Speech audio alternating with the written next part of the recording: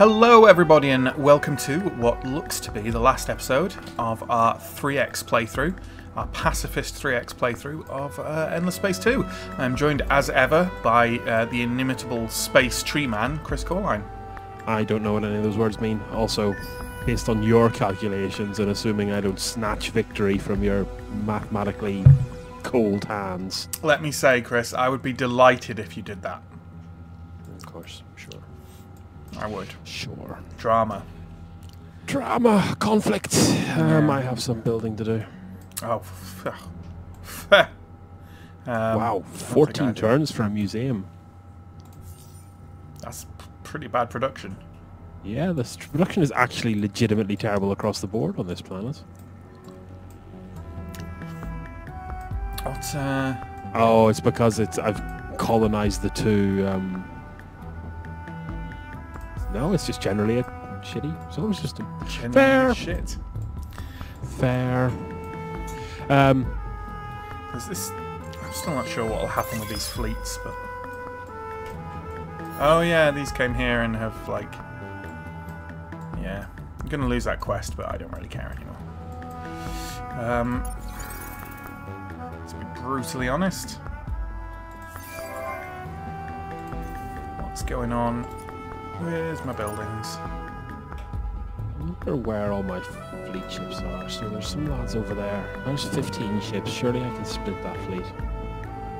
I don't even know what's... Why did I send this fleet up here? I have no idea.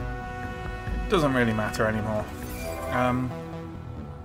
And all my buildings have follow-ups. So, yeah. So, how are you doing, Space Ent? Space Ent. 9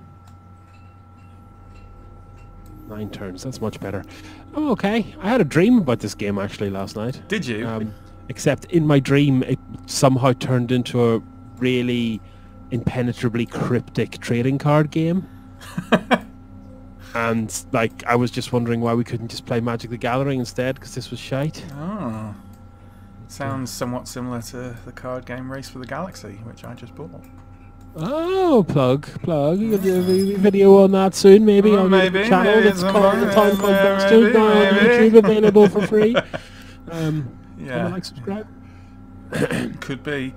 I look forward to not watching it, as with the rest of your board game content. As with all the successful content on the channel. Okay, what tech do we want? It doesn't matter. The game's won in about 2 turns. But why would I not want something called dimensional folding? So, okay, that leads nicely on to the other thing I wanted to talk about, which is why I don't like this game very much. And I think a lot of it's to do with tone issues and tech tree. Okay, so, yeah, we're reaching the end here, and it's about time we talked about impressions. So, yes, Chris Corline, tell us your hot take, your steaming hot take on... Lay your hot take out on the table. Oh god. Yeah, do that of Endless Space 2. For context, right, you have played Endless Space 1, correct? Yes. I didn't like it much either, but that's because I have no idea how 4Xs work in general. Yeah. And you've played a bunch of other 4Xs, mostly with me. But you haven't played Endless Legend, have you? I haven't, but I've watched you play a lot of it, so yeah. I can talk a little to Endless Asterix, maybe. But yeah, so my concerns are the tone. It flips between kind of really kind of almost Clarkian kind of wonder and mystique and kind of majesty and Adamsian kind of tongue-in-cheek humour in places. And it doesn't just do that for the Sophons, it kind of does it in other places as well. No, yeah, I agree. There is a kind of... I wouldn't say it's jarring, but I know what you mean. It has like funny aspects and it has like serious aspects, like sort of, yeah, like big sweeping epic sci-fi aspects. I don't necessarily dislike that. I do think it's more that kind of disparate approach disparate approach, or multi, thing approach is more apparent in this than it was in Endless Space 1 or in Endless Legend. Yeah. Yeah, no, that's fair enough. My other minor, well, it's not minor. My other gripe, it's maybe minor for you, but it affects me. It offends me maybe just a little bit. Is the tech tree, and really just like for a game where they put a lot of effort into kind of making the plot space opera, the tech tree is just a lot of it is just kind of buzzword bingo. And I actually recall cycling on home today for work. I was thinking about this, and specifically we were both gushing about how awesome 4-dimensional spreadsheets will be, and I was like, hang on, an n-dimensional spreadsheet, which is n better than a 4-dimensional spreadsheet, is a relational database. We have that technology now. Couldn't they have come up with a better word for it? And just that, it's the attention to detail in the tech tree and just going that little extra mile to make your sci-fi and not just let's put these big words together, that will capture me and keep me in these kind of things. Okay, counterexample. In Stellaris, the hardest possible armor you can get without weird extra events is called neutronium. And that makes sense, because neutronium is the hypothetically hardest substance in the universe. It's iron nuclei squished together, where there's no space between them anymore. So that's science. You need the science in the science fiction. You can't just fiction it. Sure. That's my hot take. What about the game? Yeah, but those inform the game. They do. No, they do. I'm not discarding. I'm not saying what you're saying isn't valid and valuable. Yeah. I am saying, what do you actually think of the game itself? The actual gameplay I do quite like. I like how it pulls you into a... the problem with 4X is eventually you're kind of blobbing out and you don't care about individual systems anymore. Mm-hmm. There's enough mechanics woven into your interaction with the individual systems that still makes your empire feel like a collection of communities rather than a blob of resources. Mm-hmm. Like, I'm not concerned about how much of resource X I'm making per turn like I would be in Stellaris. I'm concerned about making sure my planet specializations are aligned. Do I have the right leader in the right place to get the most out of X? I'm more involved in optimizing that kind of lower level. Yeah, fair enough. So I like that. It's interesting that you said like that. I'm done with the term, by the way. It's interesting that you said about the contrast between humour and like more hard sci-fi being a bit jarring in this, because I would say that's also a thing that could be levelled at Stellaris.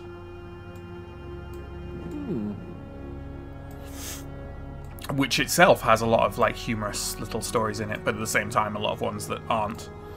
So because that game is more narrative based, or certainly at points is more narrative based in terms of like, well, I don't know, you've got the quests in this as well as you know, the anomalies in Stellaris. And the quests in this are delightful, like they're legitimate. Oh my god, what is going on here? I'm just getting bait. You guys need to retreat at this stage, I think. Yeah, the quests are just much... Like, you can tell a lot of love went into making these quests, and the races specifically interesting. Mm-hmm. Yeah, that's one thing that... Like, the races affect gameplay types. It's not like Stellaris, where you pick little modifications to gameplay and you build yourself a race. Okay, I like that. 10 out of 10. Stellaris, great game. That's a great part of it. But I like this. They clearly want you to enter the world. Stellaris invites you to build the world. This invites you to enter one they've built for you, and that helps the epic space opera really exist. Yeah. Rather than just kind of writing a load of flavor text. No, yeah, I agree. I think that's really one of the big advantages to the Amplitude 4X games is they just build a world really well, and the amount, like you say, the amount of flavor text and interesting ideas that go into it. I can't remember if I've talked about it on... I may or may not have talked about this already on this series, but there is a... Sorry, I'm trying to build stuff while I'm talking about this. there is a minor faction you can find who are like an alien race made of coral, and they are physically incredibly clumsy, and they basically use this as diplomatic ammunition, because everyone just finds them so adorable and non-threatening that they end up kind of manipulating a lot of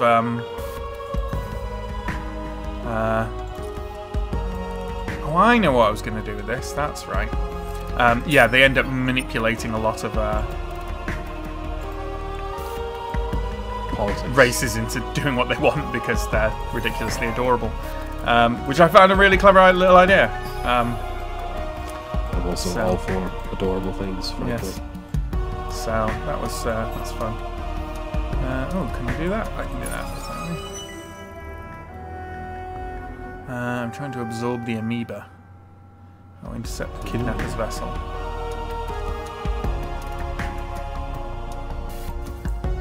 Whoa, Vine ship? Seriously? Ugh. If I click on a thing, I really would like you to attach yourself to the feckin' military fleet before. Oh my god, what are you doing? Chris sounds like he's undergoing a certain amount of bad stuff. There, okay. Oh, there were 2 Vine ships there. That makes sense. So how close am I to big ol' victory now? Oh. I think I'm going to win next turn. Yay!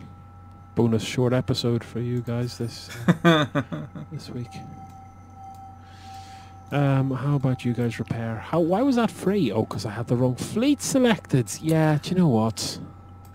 Fix your goddamn GUI. Yeah, obviously this isn't a prime example of the game because we're playing it in a weird way just for our own private amusement.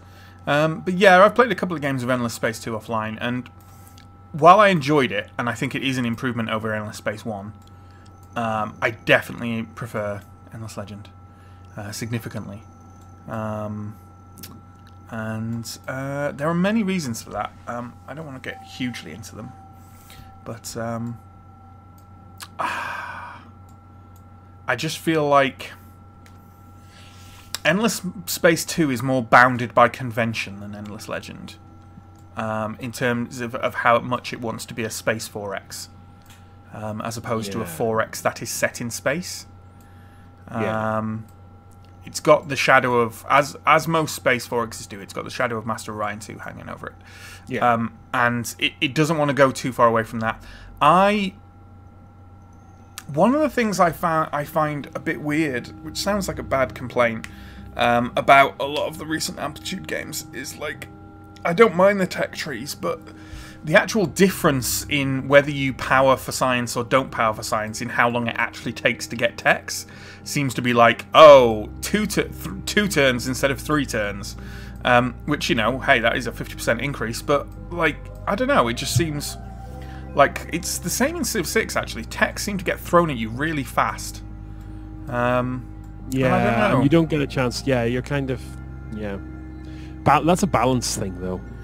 It is a bit, and I like a big tech tree. And yeah, ultimately you can self-balance by just making the game longer.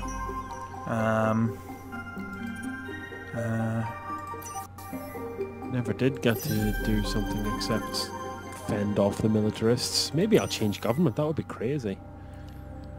At the last minute.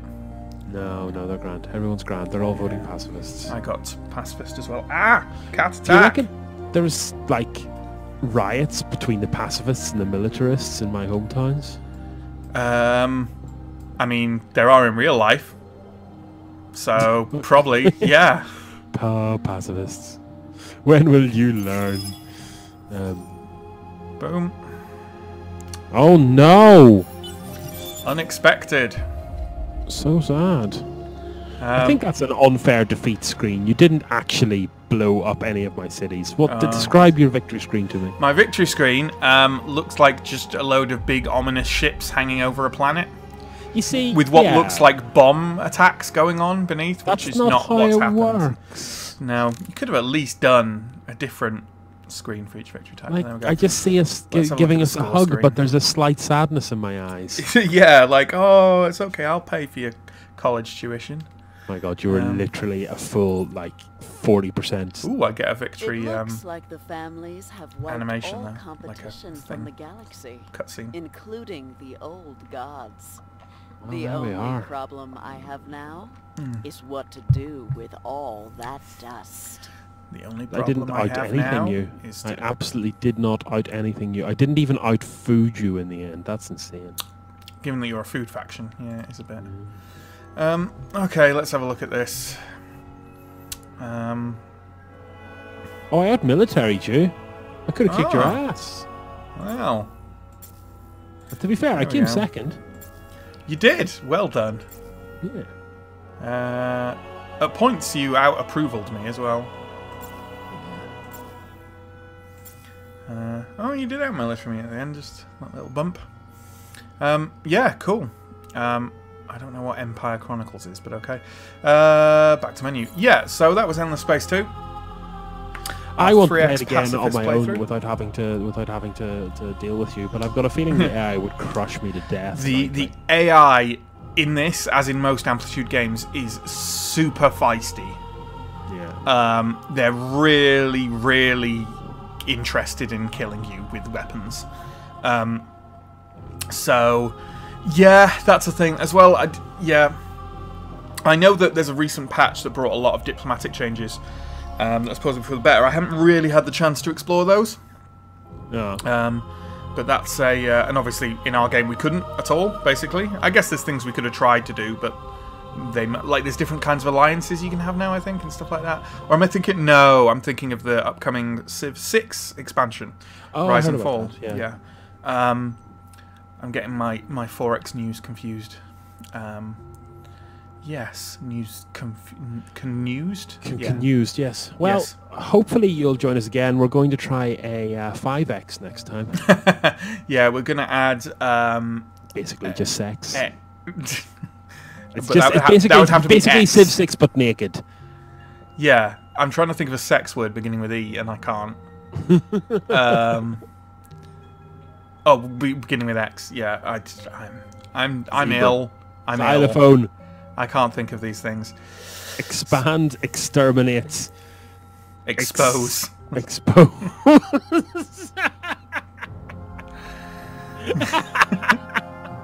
I will kickstart that.